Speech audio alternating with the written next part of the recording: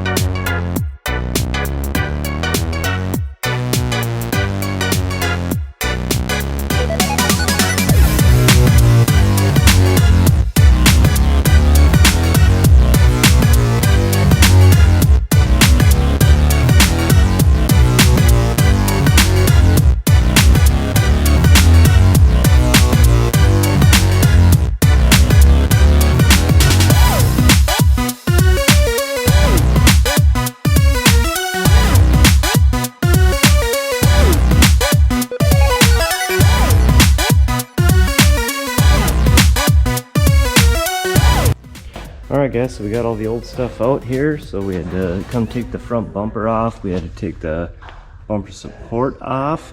There's two little pieces on the inside of here where the air filter tube goes through that we had to take off so it can fit through there. Comes through here, there's two little vacuum lines that go right to the valve covers that you just have to take off. Those get replaced with other silicone lines. And take it off the throttle body. And that should be it. So let's slap her all back together.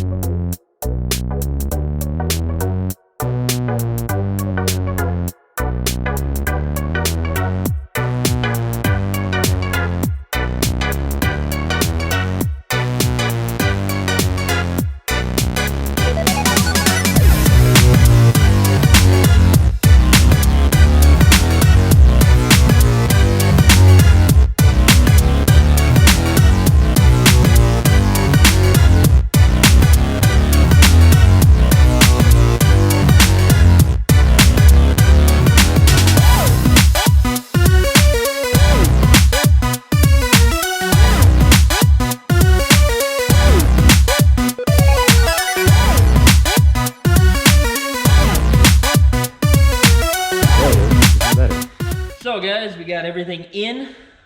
The intakes are looking prime, cherry.